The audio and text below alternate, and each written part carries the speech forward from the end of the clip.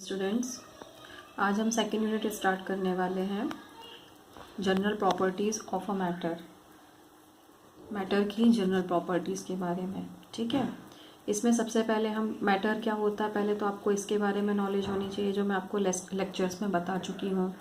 Matters कितने form में होता है? Solid, liquid, gas and plasma. Fourth stage जो होती है दैट इज़ मैटर। तो मैटर जो है उसका डिफॉर्मेशन होता है। डिफॉर्मेशन यानी विरूपकता। तो डिफॉर्मेशन क्या है?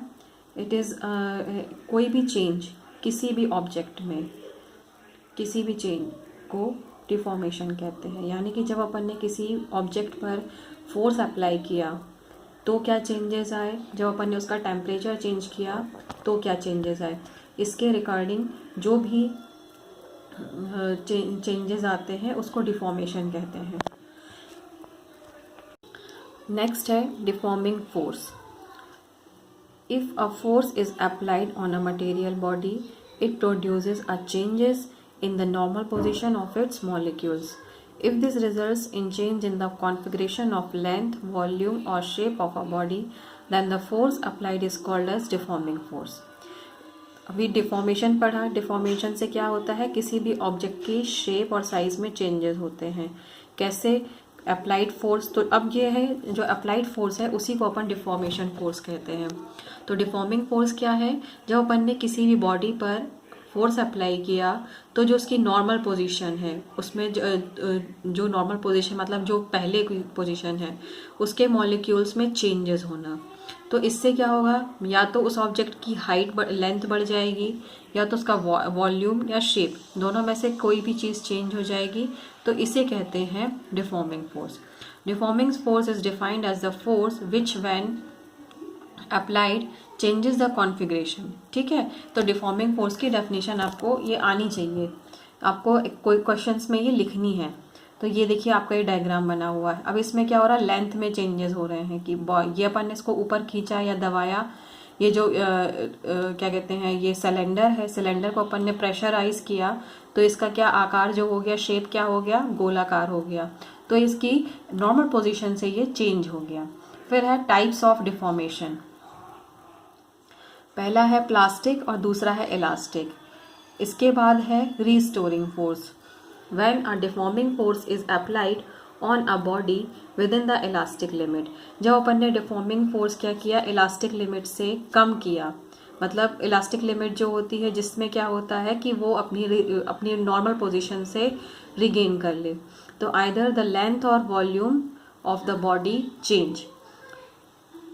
तो इलास्टिक लिमिट्स तक किया तो जब उसमें या तो लेंथ में चेंज आया या वॉल्यूम में चेंज आया। Due to property of elasticity and internal reaction force is produced in the body. Elasticity जो होती है उसके कारण क्या होता है? एक बॉडी में रिएक्शन फोर्स भी अप्लाइड होता है जो बॉडी को अपनी नॉर्मल पोजीशन पर आने की कोशिश करवाता है। Which opposes the changes and tends to bring the body back to its original state. This force is called restoring force. यानी कि जब अपन ने फोर्स अप्लाई किया, डिफॉर्मिंग फोर्स अप्लाई किया, तो यदि वो इलास्टिक लिमिट के अंदर है तो बॉडी में जो चेंजेस आएंगे उसमें भी चेंजेस, ऐसा नहीं है कि वो अपनी नॉर्मल पोजीशन पे आ जाएगी। 0.0001 माइक्रोमीटर का भी चेंजेस होगा तो वो भी चेंजेस में कहलाएगा। तो जो अपनी इलास्टिसिटी की अब लेकिन जो प्रॉपर्टी है इलास्टिसिटी की वो क्या करती है? वो अपने नॉर्मल पोजीशन पर आने का प्रयास करती, कोशिश करती है। तो उसको रिएक्शन फोर्स कहते हैं। तो ये जो रिएक्शन फोर्स है it is also called restoring force. फिर है elasticity. The property of a body to regain its original configuration when the deforming force is removed is called elasticity. जब अपन ने डिफॉर्मिंग फोर्स को हटा दिया किसी ऑब्जेक्ट से या बॉडी से तो वो अपने ओरिजिनल कॉन्फ़िगरेशन में आने के लिए जो प्रॉपर्टी होती है इट इज़ कॉल्ड इलास्टिसिटी। ठीक है, फिर नेक्स्ट है इसका आपका, इसी को एक्सप्लेन किया गया है, आप इसको देख सकते हो। इलास्टिक बॉडी, ये मैंने आपको नोट्स भेजे हुए हैं already. Elastic body, a body which regains its original configuration immediately and completely after the removal of the deforming force। ऐसी बॉडी जो अपने जो उसकी ओरिजिनल डिफॉर्मिंग फोर्स जो अपन ने अप्लाई किया तो जैसे ही वो हटाया अपन ने डिफॉर्मिंग फोर्स जैसे ही हटाया तो उसने अपनी जो बॉडी ने अपना ओरिजिनल पोजीशन तुरंत गेन कर लिया, अचीव कर लिया, that is called elastic body. फिर नेक्स्ट है plastic body. A body which does not regain its original configuration at all on the removal of deforming force। जब ऐसी बॉडीज़ जिनका जब अपन ने डिफॉर्मिंग फोर्स अप्लाई किया और फिर उसको हटाया तो वो अपनी नॉर्मल पोजीशन पर, ओरिजिनल पोजीशन पर नहीं आ पाई, जैसे मॉडलिंग क्ले, वैक्स, ये सारे जो एग्जांपल्स हैं ये प्लास्टिक बॉडी के हैं। फिर है इलास्टिक लिमिट। अपन ने इसमें एक शब्द पढ़ा था इलास्टिक लिमिट, ये देखिए, with in the elastic limit, ये पढ़ा था, इसी को डिस्क्राइब कर रहे हैं अपन। If an elastic material is stretched or compressed beyond a certain limit, it will not regain its original state and will remain deformed। जब कोई मटेरियल या अपन ने ऑब्जेक्ट लिया है, उसको अपन ने खींचा या कंप्रेस्ड किया, दबाया, तो वो अपनी एक निश्चित लिमिट तक, तो वो तो एक यदि और निश्चित लिमिट के बाहर जब अपन ने किसी ऑब्जेक्ट को दबाया या खींचा तो वो अपनी नॉर्मल पोजीशन पर नहीं आ जाएगा और वो इसी तरीके से रहेगा, तो इसको कहते हैं इलास्टिक लिमिट। अब नेक्स्ट है आपका स्ट्रेस। स्ट्रेस क्या होता है? प्रतिबल। If a deforming force is applied on a body, it changes its configuration thereby changing the normal arrangement of the molecules.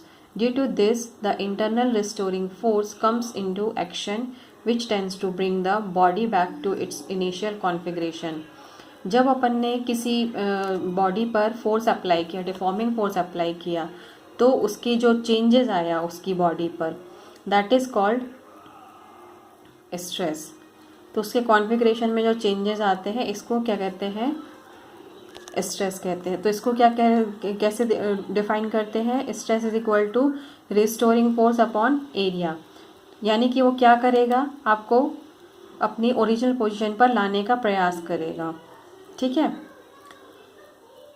Stress का जो यूनिट होता है वो होता है न्यूटन पर मीटर स्क्वायर और डायमेंशनल फॉर्मूला होता है ml-1t-2। अब है टाइप्स ऑफ स्ट्रेस। ये तीन प्रकार के हैं। नॉर्मल स्ट्रेस, टेंसाइल स्ट्रेस और टेंजेंशियल स्ट्रेस या शियर स्ट्रेस। अपन इसको शियर स्ट्रेस के नाम से ज़्यादा बोलते हैं, कहीं पर भी यदि आता है तो शियर स्ट्रेस आता है। इसके बारे में अपन कल पढ़ेंगे। Thank you.